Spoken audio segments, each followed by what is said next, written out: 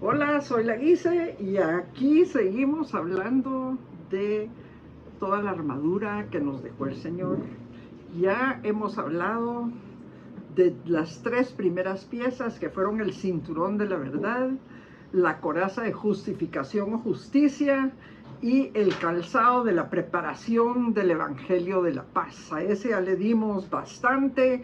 Yo espero que todas estas explicaciones largas que estamos haciendo les sirvan de veras para entender de qué se trata cada pieza de la armadura, cómo cada pieza puede ser no solo defensiva en contra de los ataques del enemigo, sino también ofensiva, y cómo usarlas, cómo saber que estamos cubiertos con esa armadura, que es algo que el mismo Señor nos pone, aunque Pablo dice pónganse toda la armadura de Dios. Con eso lo que quiere decir es entiendan de qué se trata la armadura que ya llevan puesto.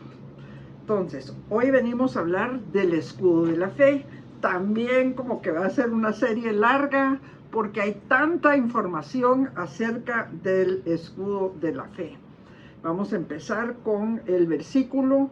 Pablo nos lo da en Efesios 6:16 y dice: sobre todo, tomen el escudo de la fe con el que podrán apagar todos los dardos encendidos del maligno. Eso es lo que nos dice del escudo de la fe.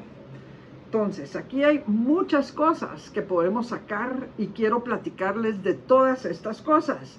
Les quiero hablar de la definición de fe, les quiero hablar de la definición de la palabra sobre todo, o de las palabras sobre todo. Le quiero hablar de la palabra todos, los dardos, y la palabra encendidos, y también en qué consistía el escudo del soldado romano. Pero hoy vamos a empezar con la definición de fe.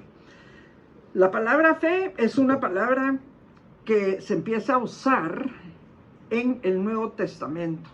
El Nuevo Testamento, que fue escrito en griego, usa la palabra pistis. Yo creo que todos hemos escuchado la palabra pistis, pero igual que fe, nos quedamos un poquito en la luna con lo que quiere decir la palabra fe o la palabra pistis.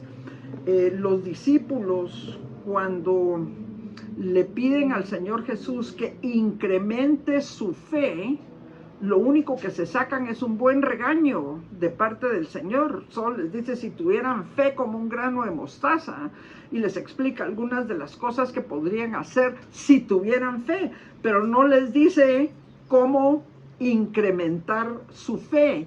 Y eso es lo que yo quiero que entendamos en este día. ¿Cómo incrementamos nuestra fe? ¿Cómo podemos hacer para incrementar nuestra fe? Para eso tenemos que entender qué quiere decir esa palabra fe. Lo principal es que es una palabra que en el Nuevo Testamento siempre tiene que ver con Dios o con el Señor Jesucristo.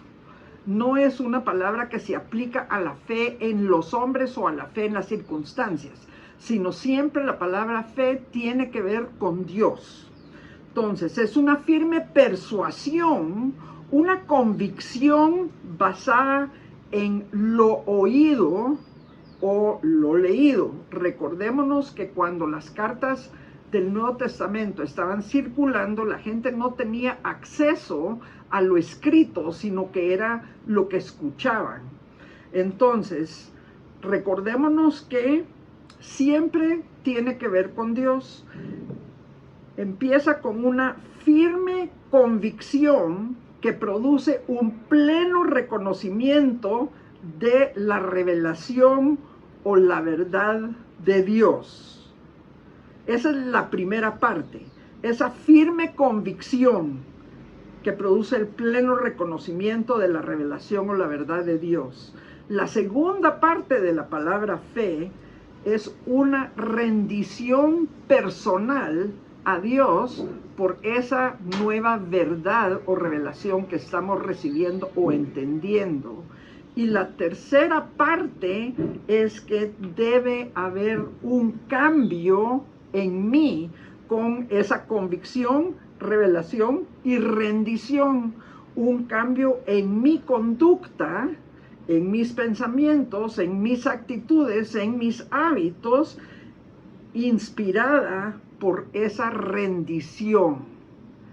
Espero que esto nos ayude a entender qué quiere decir fe. Básicamente la fe tiene que ver con lo que decido creerle a Dios. Tenemos que entender que no es lo mismo creer en Dios que creerle a Dios. Las dos cosas tienen que venir juntas. Platicamos más de esto la semana que viene.